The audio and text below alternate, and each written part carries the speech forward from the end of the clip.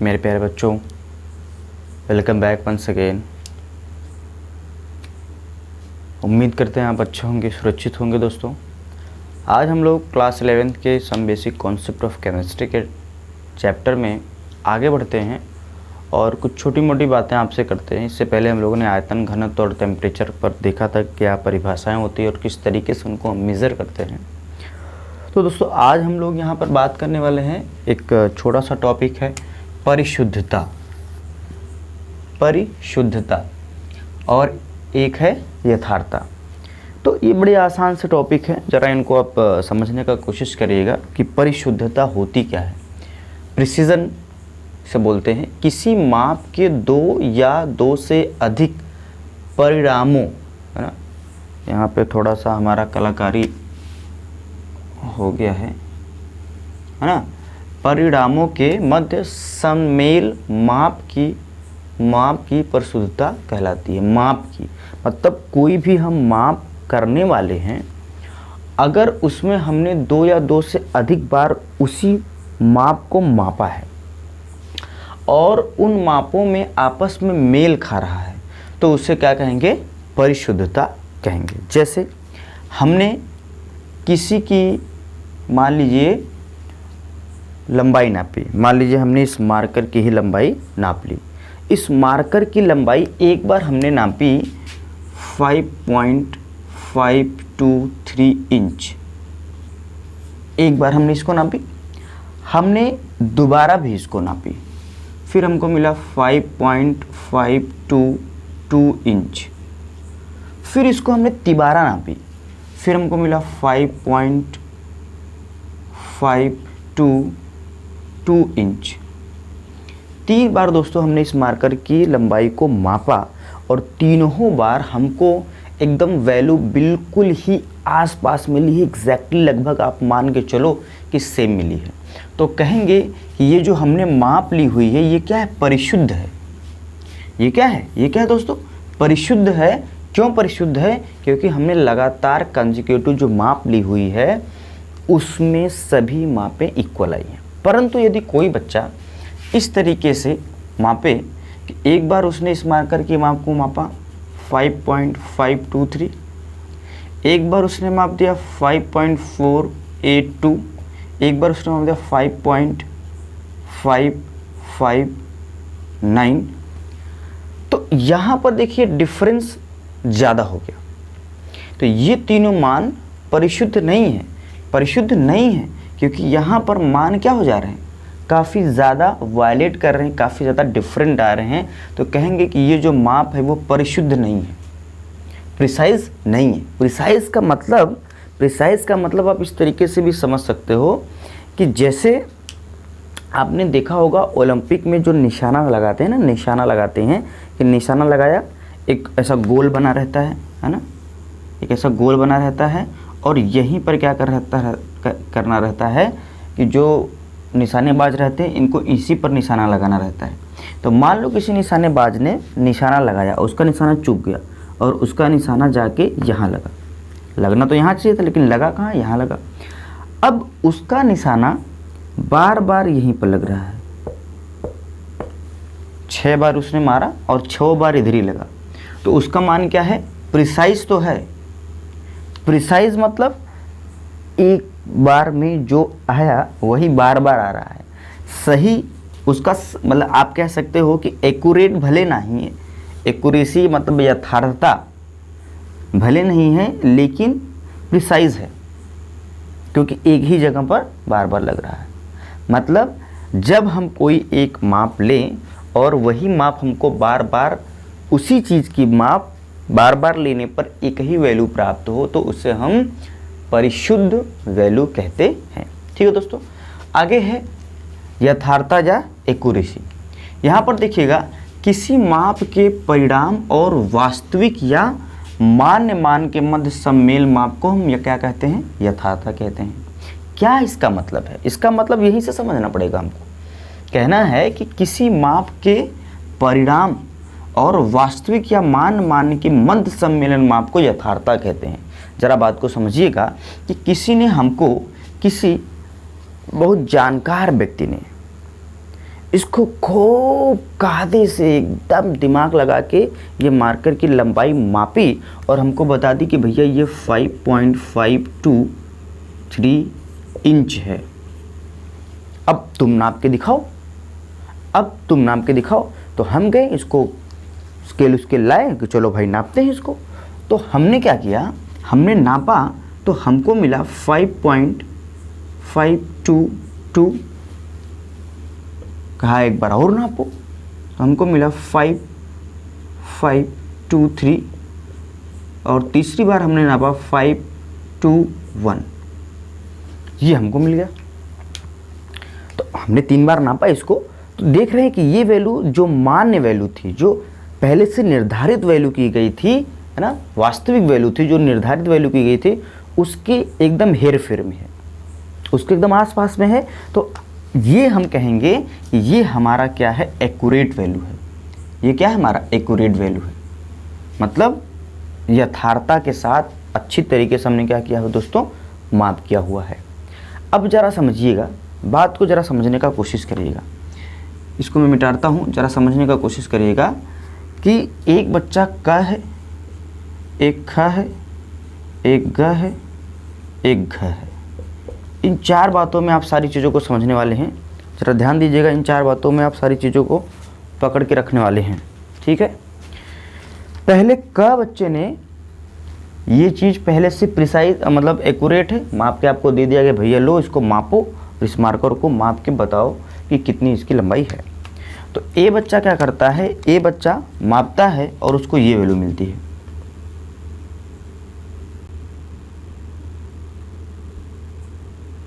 मैं लिख दे रहा हूँ सारी वैल्यू, फिर आपको दिखाता हूँ।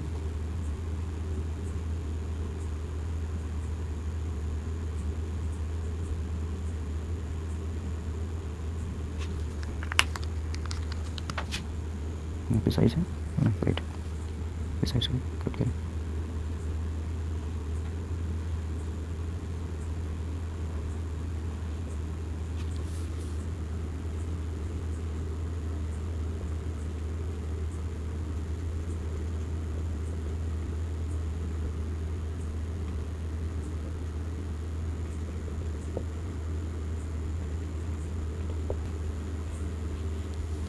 ठीक है दोस्तों, तो देखिए यहाँ पर देखिए एक बंदा हमारे पास क है, उसने माप लिया और ये लिया 5.422, 5.102, 5.521।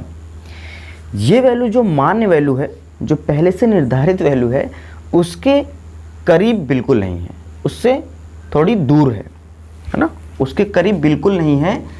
और ना ही जो एक बार वैल्यू आई है उसी के आसपास ये दूसरी तीसरी बार वैल्यू आई है। मतलब ना तो ये एक्यूरेट वैल्यू है और ना ही ये प्रिसाइज है। मतलब जो एक बार एक्यूरेट तो नहीं है, मतलब निशाना सही जगह नहीं लगा, लेकिन जहाँ लग रहा है वहीं बार बार लग रहा है, जहाँ लग रहा है वहीं बार बार लग रहा है, तो कहेंगे प्रिसाइज है। और जहाँ लगना चाहिए वहीं लग रहा है, जहाँ लगना चाहिए वहीं लग रहा है और वहीं बार बार लग रहा है, तो इसे कहेंगे एक्यूरेट भी है और प्रिसाइज भी है। तो यहाँ पे तो किसी भी क्वालिटी का दर्शन नहीं हो पा रहा है, ना तो ये एक्यूरेट है कि मतलब 5.523 के आसपास है, और ना ही ये क्या है दोस्तों, प्रिसाइज है। मतलब तीनों वैल्यू एक जैसी आनी चाहिए, ना ही ये प्रिसाइज है कि एक बार 5.4 आ रहा है, 1 आ रहा है, 5 आ जा रहा है। इसका मतलब ना ही ये क्या है, प्रिसाइज है और ना ही क्या है, एक्यूरेट। ज़रा इसको देखिएगा, ये 5.4, 5.4, 5.4, ये प्रिसाइज तो है, मतलब परिशुद्ध तो है, लेकिन एक्यूरेट नहीं है। परिशुद्ध तो है लेकिन एक्यूरेट नहीं है, एक्यूरेट नहीं है।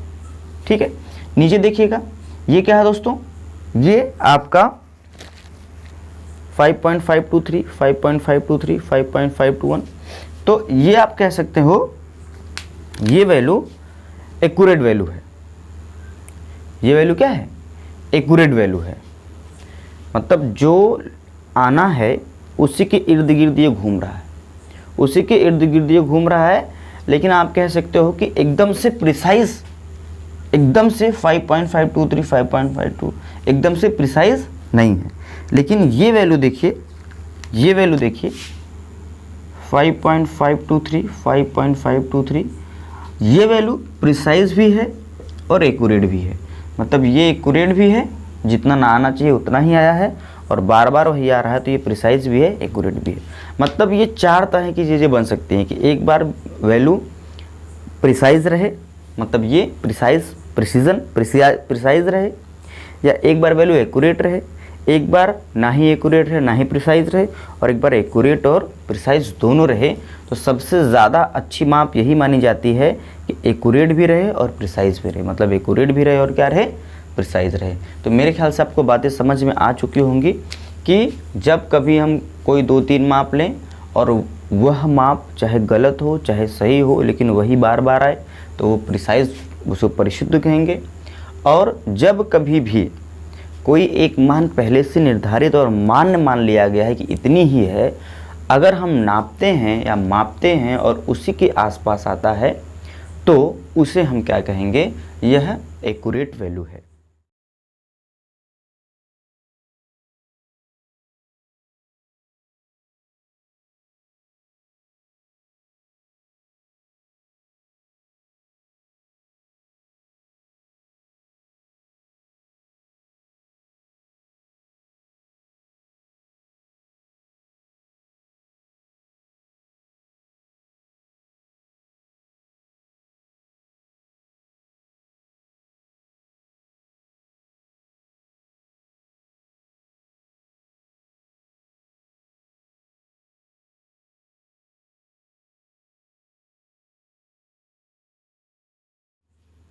इसी के टर्म में हम लोग बात करते हैं सार्थक अंक की। देखिए सिग्निफिकेंट नंबर या सिग्निफिकेंट डिजिट। तो दोस्तों सार्थक अंक जो है हमारा, सार्थक अंक, सार्थक का मतलब ही होता है, हिंदी में हम लोगों ने पढ़ा होगा सार्थक निरर्थक, सार्थक निरर्थक। तो सार्थक और निरर्थक का जो सेंस है वो यही है कि अगर वो हमारे काम आ रहा है तो सार्थक अंक है, नहीं आ रहा है तो बोलेंगे ये कि निरर्थक है, ये मार्कर मेरा नहीं चल रहा है तो ये मार्कर क्या है, निरर्थक है, काम का नहीं है। तो कहते हैं कि सार्थक अंक होता क्या है दोस्तों, कि जब कभी भी किसी माप में अधिक अंक प्राप्त होते हैं, अधिक एक्यूरेट अंक प्राप्त होते हैं, तो उससे हम क्या कहते हैं, सार्थक अंक कहते हैं। और सार्थक अंक जो हमारा है वह आप समझो कि कई तरीके से, कई इसमें नियम हैं। मैं बहुत ज़्यादा डिटेल में आप यूँ कहो बात नहीं करूँगा, क्योंकि ऐसे हम लोग फिज़िक्स में ज़्यादा डिटेल में पढ़ने वाले हैं, ये स्पेशली केमिस्ट्री का टॉपिक है भी नहीं। लेकिन आप थोड़ा सा ब्रीफ आइडिया ले लो कि सार्थक अंक जैसे जितने भी अशून्य अंक होते हैं, है ना, जितने भी अशून्य अंक होते हैं वो सब क्या होते हैं, सार्थक होते हैं। वो सब क्या होते हैं, सार्थक होते हैं। जैसे यहाँ पे देखिएगा, यहाँ पे 4 सार्थक अंक हैं, यहाँ पर भी 4 सार्थक अंक है, और यहाँ पर दोस्तों 5 सार्थक अंक हैं। मतलब सारे अशून्य अंक क्या होते हैं, सार्थक अंक की गणना में आते हैं। दशमलव निर्धारित करने के लिए 0 वो कभी भी सार्थक अंक में गिना नहीं जाएगा। जैसे यहाँ पर 25 लिखा हुआ है ना, तो यहाँ पर केवल और केवल कितने सार्थक अंक होंगे, 2 सार्थक अंक होंगे। ठीक है, इसी तरीके से हम लोगों ने 0000125 लिखा हुआ है, तो यहाँ पर केवल और केवल कितने सार्थक अंक होंगे दोस्तों, 3 सार्थक अंक होंगे। मतलब दशमलव के बाद जो हमारा बाईं तरफ 0 है और दाईं तरफ डिजिट है, तो केवल डिजिट ही सार्थक अंक होगा, ये बिल्कुल भी नहीं होगा। एक मिनट दोस्तों, चलिए ठीक है, दिख रहा है बराबर। चलिए इसी तरीके से अगर कभी भी 0 नॉन 0 के बीच में आएगा तो वो क्या माना जाएगा, सार्थक अंक माना जाएगा। जैसे 1.00281, तो इसमें सार्थक अंक की संख्या कितनी हो जाएगी दोस्तों, 3 और 3 6 हो जाएगी। कितनी हो जाएगी, 6 हो जाएगी। क्यों, क्योंकि 0 जो है वो नॉन 0 डिजिट के बीच में आ रहा है। 0 जो है वो नॉन 0 डिजिट के बीच में आ रहा है तो उस जीरो को भी हम क्या करेंगे, कैलकुलेट कर सकते हैं। उसी तरीके से अगर यहाँ पर देखा जाए कि अगर किसी संख्या के दाहिनी तरफ जीरो आता है तो वह जीरो सार्थक अंकों में कैलकुलेट किए जाएंगे। जैसे 2.00 तो इसमें सार्थक अंकों की संख्या कुल कितनी होगी, 4 होगी। इसीलिए जैसे मैंने कहा कि 2 किलो चावल, तो अब ये 2 किलो चावल, इस 2 के आगे दशमलव लगा के कितना भी जीरो दोस्तों लगा सकते हैं। हालांकि ये रहेगा तो 2 ही, लेकिन कितना भी जीरो लगाने की वजह से यहाँ पर सार्थकों की संख्या क्या होती है, अनंत होती है या असंख्य होती है। यहाँ पर सार्थक अंकों की संख्या क्या होती है, अनंत होती है या असंख्य होती है। तो जितना लिखा रहता है बस उतने को हम, जितना आपको पूछा गया ना कि इसमें से कितने सार्थक अंक हैं, तो हम क्या कर सकते हैं, यहाँ पर सीधा का सीधा क्या कर सकते हैं, उतना डिजिट लिख सकते हैं। एक इसमें और नियम है दोस्तों, लास्ट है कि कभी भी 10 के घात वाले अंकों को हम सार्थक अंक में कैलकुलेट नहीं करते हैं। जैसे लिखा हुआ है 5.023 × 10⁵, ठीक है। तो इनको हम कैलकुलेट नहीं करने वाले हैं, और इनको कैलकुलेट नहीं करेंगे, केवल इसको कैलकुलेट करेंगे। तो सार्थक अंकों की संख्या कुल कितनी होगी दोस्तों, 4 होगी। सार्थक अंकों की संख्या कितनी होगी, 4 होगी। यहाँ पर इसको सार्थक अंक में हम कैलकुलेट नहीं करेंगे। तो एक ब्रीफ डिस्कशन फिर करते हैं कि सभी नॉन जीरो क्या होंगे, सार्थक अंक में कैलकुलेट किए जाएंगे। जीरो जो पहले लगा होगा वो सार्थक अंक में नहीं गिना जाएगा। किसी नॉन जीरो के बीच में जीरो है तो वो सार्थक अंक में गिना जाएगा। और जीरो राइट साइड लगा हुआ है किसी संख्या के बीच में तो पूरा का पूरा गिना जाएगा। और 10 के घात में कोई भी संख्या है तो वह सार्थक अंक में नहीं गिनी जाएगी। मैं कुछ एग्जांपल यहाँ आपके सामने रख दे रहा हूँ, तो इसको आप खुद से कोशिश करिएगा सॉल्व करने का, एज अ होमवर्क आप समझो। यहाँ पे मैं रखता हूँ, उसको आप करके कमेंट बॉक्स में या जो आपका ग्रुप है उसमें आप दे सकते हो।